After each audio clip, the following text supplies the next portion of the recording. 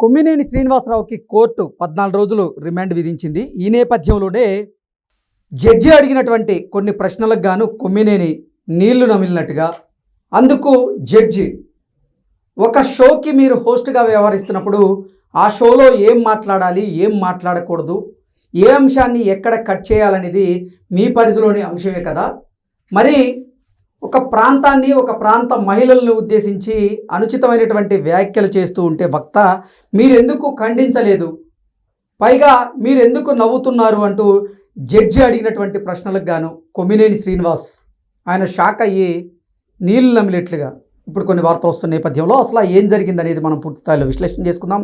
ప్రస్తుతం మనతో పాటు ఉన్నారు ప్రముఖ రాజకీయ విశ్లేషకులు, ప్రముఖ సీనియర్ జర్నలిస్ట్ డివిఎస్ గారు. వారితో మాట్లాడదాం. సార్ నమస్తే. సార్ నమస్తే. కొమ్మినేని శ్రీనివాసరావు గారికి 14 రోజుల పాటు కోర్టు రిమాండ్ విధించింది. ఈ నేపథ్యంలోనే జడ్జి గారు అడిగినటువంటి కొన్ని ప్రశ్నలకు కొమ్మినేని నీళ్లు నమిలినట్లుగా కొన్ని వార్తలు వస్తూ ఉన్నాయి. వీటి మీద మీ విశ్లేషణ ఏంటి సార్? అంటే మామూలుగానే ఆయన నీళ్ళు నములుతుంటాడు, కొత్తగా నమిలే నీళ్ళేమీ కాదు. ఆయన లైవ్ షోలో కూడా నీళ్లు నములుతూనే లైవ్ షో చేస్తుంటాడు.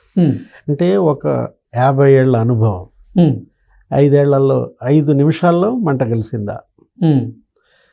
50 ఏళ్ల అనుభవం ఒక షోకి బలైందా?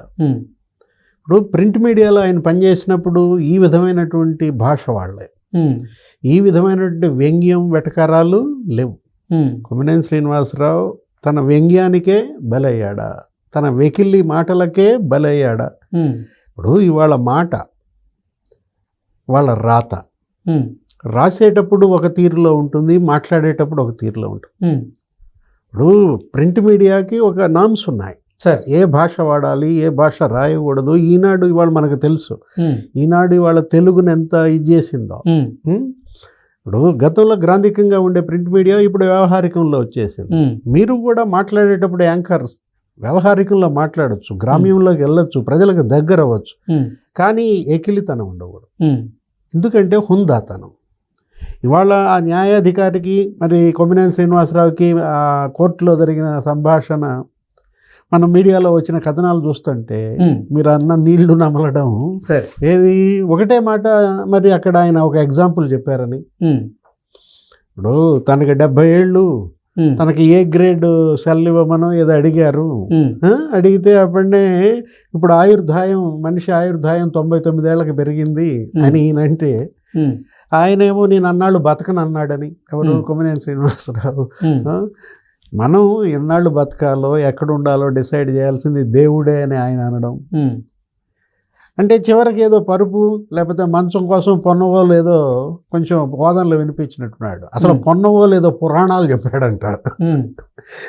అసలు అతను మాట్లాడుతోంది ఏంటి, చేస్తోంది ఏంటి? వీళ్ళందరి తరఫున వాదనలు వినిపిస్తున్న పొన్నవోలు దగ్గరుండి అతనే వీళ్ళని రిమాండ్కు పంపిస్తున్నాడో నాకు అర్థం. ఎగ్జాక్ట్లీ. కొమ్మినేని శ్రీనివాసరావు గారు కూడా నా తరపున మీరు దయచేసి పొన్నవోలు సుధాకర్ రెడ్డి గారిని లాయర్గా నియమించకండి, నాకు వేరే లాయర్ని ఇవ్వండి అంటూ జగన్మోహన్ రెడ్డితో ఆయన మొరపెట్టుకున్నట్లుగా కూడా తెలుస్తోంది సార్.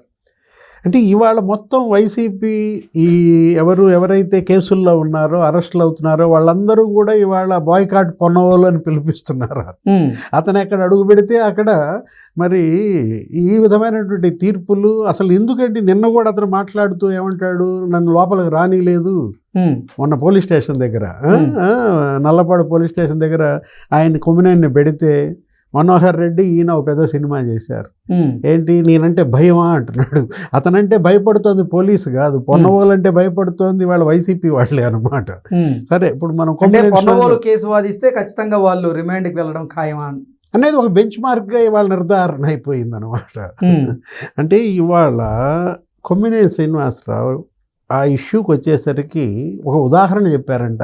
ఏంటి, అక్కడ న్యాయాధికారి మనం ఆ మీడియాలో వచ్చిన కథనాలు ఏంటి, 84 ఏళ్ల ఒక వృద్ధుడు భార్య బయటికి వెళ్ళినప్పుడు మరి ఆ 12 ఏళ్ల బాలికపై కనుక అఘాయిత్యానికి పాల్పడితే, నేను పొరపాటు చేశాను, నాకు తెలియకుండానే నేను చేశాను అని అతను క్షమించమంటే క్షమించాలా అని అడిగారు. నా కేసును దాంతో పోల్చబాకుండానో ఏదో ఈయన అన్నట్టున్నాడు. ఎవరు? కొమ్మినేని. అంటే అఘాయిత్యం. నిజం చెప్పాలంటే నిన్న కొమ్మినేని చేసింది కూడా అఘాయిత్యమే. ఏంటి జర్నలిజంపై అఘాయిత్యం. సార్ ఏమైంది నీ 50 ఏళ్ల అనుభవం? ఇప్పుడు కృష్ణరాజు గాడి తప్పాడు, మాట తూలాడు, అసందర్భ ప్రేలాపన చేశాడు. కానీ నువ్వు యాంకర్గా యాజమాన్యం మీ తరఫున నువ్వు నిరోధించాలి, అడ్డుకోవాలి, కట్ చేయాలి, బ్రేక్ వెళ్ళిపోవాలి. ఆ బ్రేక్లో అతనికి క్లాస్ పీకాలి. ఇన్ని అవకాశాలు మనకు ఉన్నప్పుడు నువ్వెందుకు వాటిని సద్వినియోగం చేసుకోపోగా నువ్వే ప్రోత్సహించావు. ఇంకా అతను ఏమంటున్నాడు, ఏదో సరదాగా ఈ డిబేట్ పెట్టానంటాడు. అంటే సరదా కోసం పెడతారా? అంటే ఇతని సరదా ఇవాళ ఇతనికి దూల తీర్చిందా? అంటే సరదా కోసం సినిమాలకి వెళ్ళడం, షికార్లకు వెళ్ళడం చూసాం, కానీ సరదా కోసం డిబేట్లు పెట్టే వాళ్ళని ఎప్పుడు చూడలేదు సార్ ఇప్పటి వరకు మనం.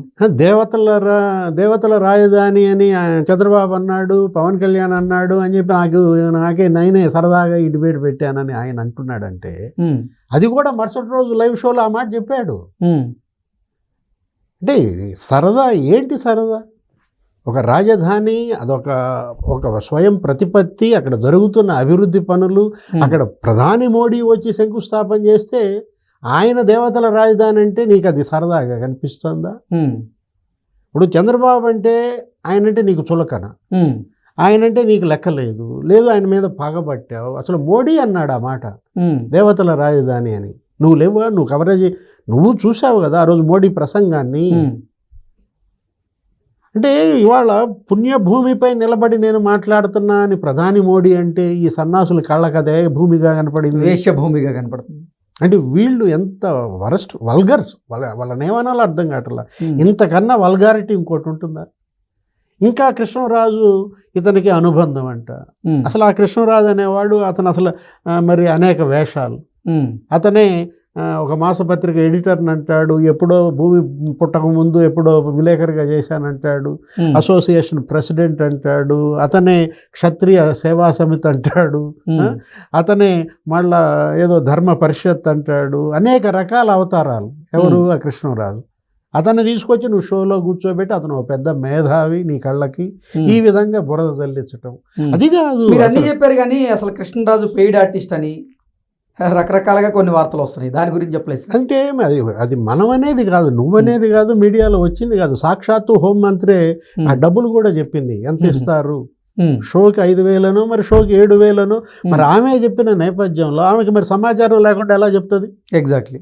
ఆమె హోమ్ మినిస్టరు, ఆమెకి ఇంటెలిజెన్స్ పోలీసులు వాళ్ళందరూ చెప్పుంటారు ఎక్కడి నుంచో వచ్చినటువంటి సమాచారం. ఇతను న్యాయమూర్తులపై దుర్భాషలాడాడు. ఎవరు? కృష్ణరాజు.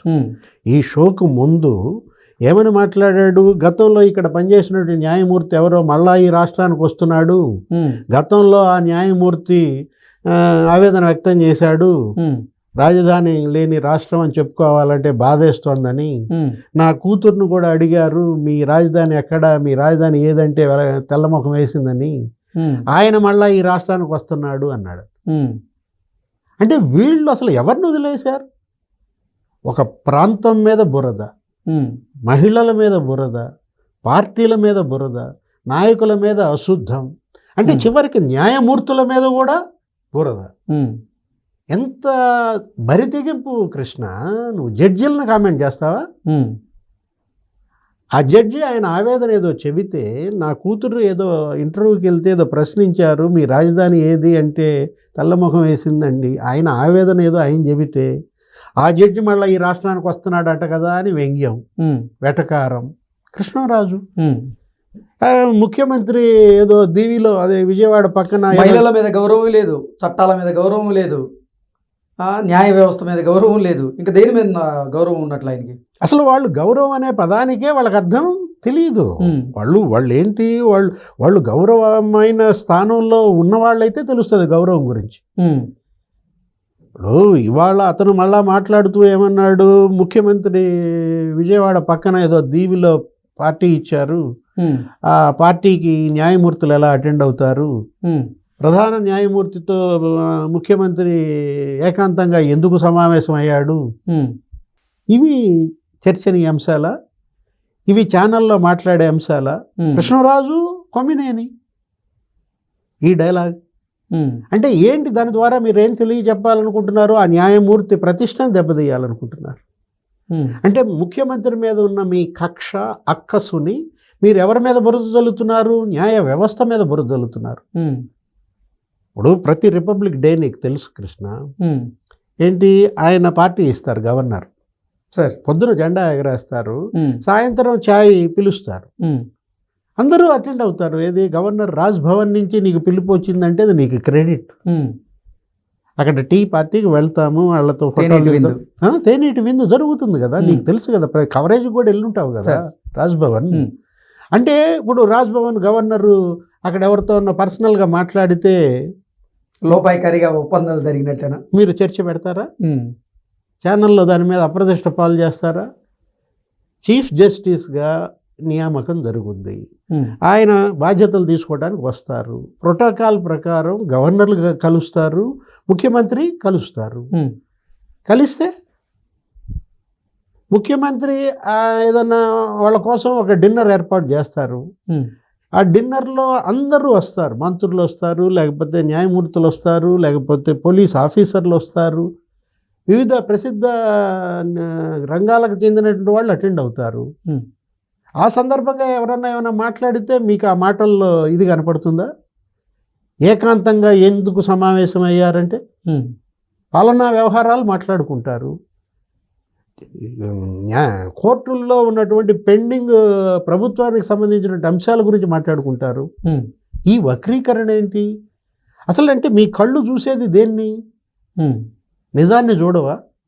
అదేమంటే అసలు నా జీవితంలో అబద్ధం ఆడలేదు, అబద్ధం ఆడితే ఉద్యోగానికి రాజీనామా చేసి వెళ్ళిపోతా అంటాడు. నువ్వు చెప్పేదే అబద్ధం, నువ్వు పీల్చేదే అబద్ధం, నువ్వు వదిలేది అబద్ధం. నువ్వు అసలు అక్కడ ఉన్నది ఆ ఛానల్, అది అసలు సత్యమేవ జయితే అంటుంది, దాన్ని నువ్వు రివర్స్లో అర్థం చేసుకోవాలి. వాళ్ళ నినాదం అసత్యమేవ జయితే అంటారు.